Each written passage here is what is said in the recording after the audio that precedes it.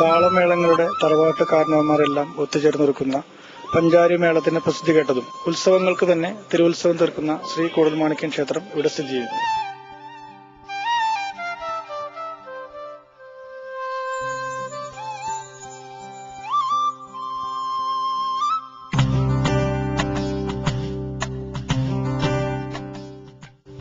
ഒരുപാട് തലമുറകളെ അറിവിന്റെ വെളിച്ചത്തിലേക്ക് നയിച്ച വളരെ വലിയൊരു പാരമ്പര്യം ഈ സ്ഥാപനത്തിനുണ്ട്.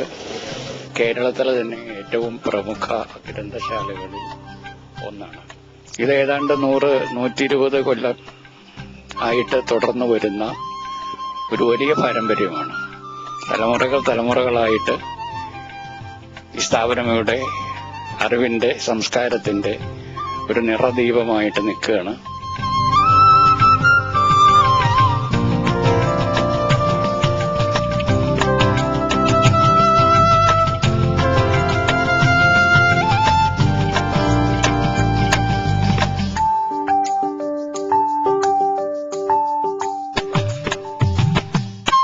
പ്രമുഖരായ പല ആളുകളും ഇവിടെ ഇതിൽ പ്രവർത്തിച്ചിട്ടുണ്ട്.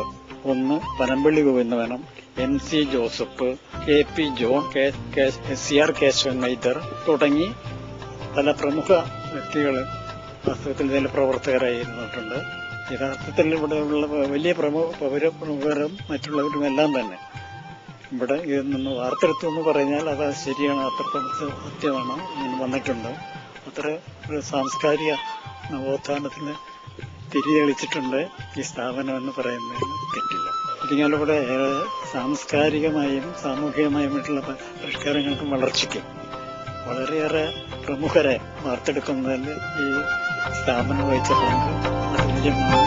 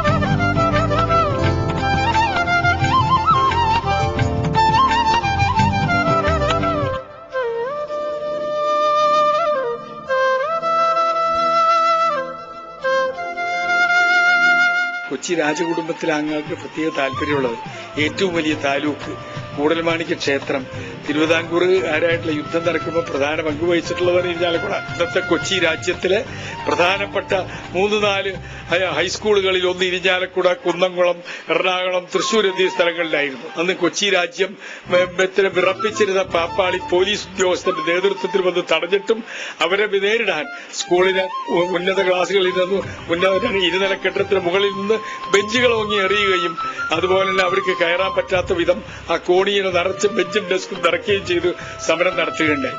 അത് സുപ്രസിദ്ധമായ ക്വിറ്റ് ഇന്ത്യ സമരത്തിന്റെ പ്രധാനപ്പെട്ട ഒരു ഭാഗമായിരുന്നു ഈ ആക്ഷേപിച്ച ബെഞ്ചേർ സമരം എന്ന് ആക്ഷേപിച്ചിട്ടുള്ള സമരം. 1967 EMS മന്ത്രിസഭയിൽ അംഗമായിരുന്ന മത്തായി മാഞ്ഞൂരാന്റെ പ്രധാന തട്ടകം ഇരിഞ്ഞാലക്കുടയായിരുന്നു. അദ്ദേഹം ജനിച്ചത് ഇരിഞ്ഞാലക്കുട.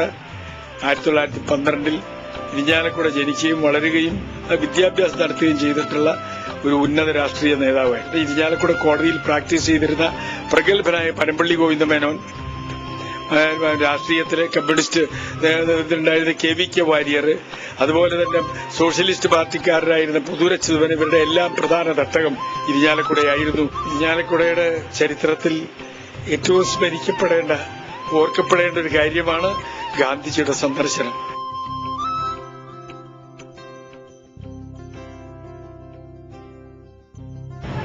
ആയിരത്തി 1846 ശക്തൻ തമ്പുരാന്റെ താല്പര്യപ്രകാരം ക്രിസ്ത്യൻ കുറേയേറെ പേരുകൾ ഈ ടൗൺ ഭാഗത്ത് കടന്നുവരേണ്ടവന്നതും വാണിജ്യപരമായിട്ടും മറ്റു പല കാര്യങ്ങളിലൊക്കെ അവർ ഉയർന്നു പ്രവർത്തിക്കാൻ ഇടവന്നതും ഏറ്റവും വലിയ തിരുനാള് പിണ്ടി പെരുന്നാൾ എന്നറിയപ്പെടുന്ന ജനക പെരുന്നാളാണ്. അതൊരു നാഷണൽ ഫീസ്റ്റിന്റെ പ്രാധാന്യത്തോടു കൂടിയിട്ട് ജാതി മതഭേദമന്യേ പലരും ആ തിരുനാൾ പങ്കുചേരാറുണ്ട്. മനോഹാരിതയും കൂട്ടായ്മയും വളർത്തുന്ന അന്തരീക്ഷം ആ തിരുനാളുമായി ബന്ധപ്പെട്ട് കടന്നു വരുന്നത് മനസ്സിലാക്കുന്നു. ഇവിടെയുള്ള കൂടൽമാണിക്യം ക്ഷേത്രവും അതുപോലെ തന്നെ കൊല്ലാട്ടി അമ്പലവും മുസ്ലിംസിനായിട്ട് മോസ്കും അവയായിട്ട് ബന്ധപ്പെട്ട് കഴിയുന്നവരും ക്രിസ്ത്യാനികളുമായിട്ടും സവിശേഷമായ സ്നേഹത്തിന്റെ സൗഹൃദത്തിന്റെ അന്തരീക്ഷമുണ്ട്. ഇരിഞ്ഞാലക്കുട എന്ന് പറഞ്ഞാൽ മലഞ്ചരക്ക് വ്യാപാരത്തിന്റെ ഒരു കേന്ദ്രമായി. ഏറ്റവും പ്രധാനപ്പെട്ട മലഞ്ചരക്കായ കുരുമുളക്, കശുവണ്ടി, ഇതിന്റെയൊക്കെ പ്രധാന വ്യാപാരികൾ ഇരിഞ്ഞാലക്കുടയായിരുന്നു.